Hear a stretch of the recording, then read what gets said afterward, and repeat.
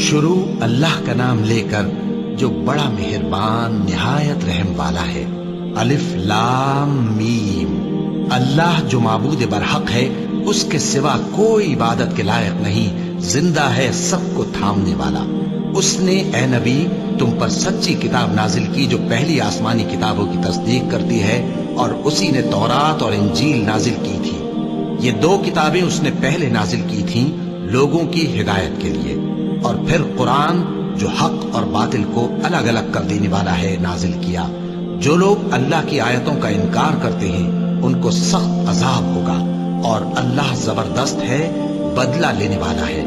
اللہ ایسا خبیر و بصیر ہے کہ کوئی چیز اس سے پوشیدہ نہیں، نہ زمین میں اور نہ آسمان میں۔ وہی تو ہے جو ماں کے پیٹ میں جیسی چاہتا ہے تمہاری صورتیں بناتا ہے، اس غالب حکمت والے کے سوا کوئی عبادت کے لائق نہیں۔ اے پیغمبر، وہی تو ہے جس نے تم پر یہ کتاب نازل کی جس کی بعض آیتیں محکم ہیں اور وہی اصل کتاب ہے، اور بعض دوسری متشابہ ہیں۔ تو جن لوگوں کے دلوں میں کجی ہے وہ متشابہات کا اتباع کرتے ہیں تاکہ فتنہ برپا کریں اور مراد اصلی کا پتہ لگائیں، حالانکہ مراد اصلی اللہ کے سوا کوئی نہیں جانتا۔ اور جو لوگ علم میں گہری نظر رکھتے ہیں وہ یہ کہتے ہیں کہ ہم ان پر ایمان لائے۔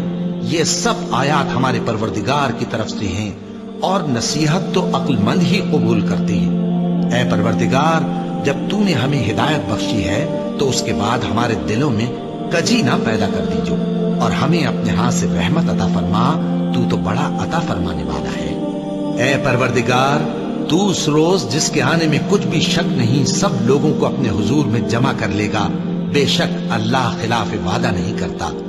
جو لوگ کافر ہوئے اس دن نہ تو ان کا مال ہی اللہ کے عذاب سے ان کو بچا سکے گا، اور نہ ان کی اولاد ہی کچھ کام آئے گی، اور یہ لوگ آتش جہنم کا ایندھن ہوں گے۔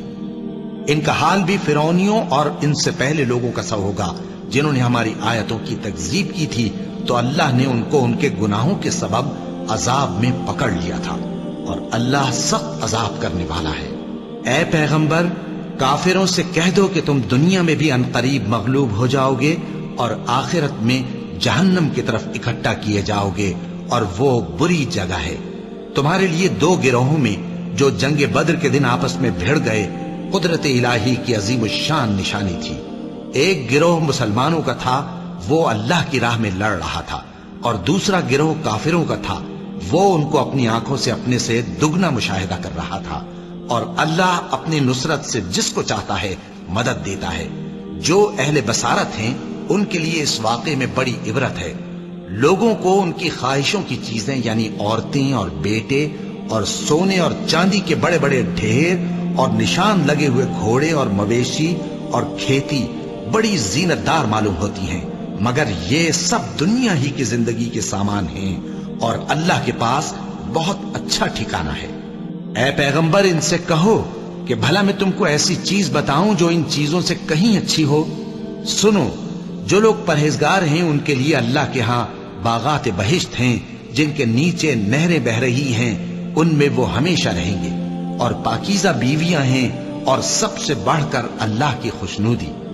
اور اللہ اپنے سب بندوں کو دیکھ رہا ہے جو اللہ سے التجا کرتے ہیں کہ اے پروردگار، ہم ایمان لے آئے سو ہم کو ہمارے گناہ معاف فرما اور ہم کو دوزخ کے عذاب سے محفوظ رکھ۔ یہ وہ لوگ ہیں جو مشکلات میں صبر کرتے اور سچ بولتے اور عبادت میں لگے رہتے اور نیکی میں خرچ کرتے اور اوقات سحر میں گناہوں کی معافی مانگا کرتے ہیں۔ اللہ تو اس بات کی گواہی دیتا ہے کہ اس کے سوا کوئی معبود نہیں، اس حال میں کہ وہ انصاف کا حاکم ہے، اور فرشتے اور علم والے بھی گواہی دیتے ہیں کہ اس غالب حکمت والے کے سوا کوئی لائق عبادت نہیں۔ دین تو اللہ کے نزدیک اسلام ہی ہے، اور اہل کتاب نے جو اس دین سے اختلاف کیا تو علم حاصل ہونے کے بعد آپس کی ضد سے کیا، اور جو شخص اللہ کی آیتوں کو نہ مانے تو اللہ جلد حساب لینے والا ہے۔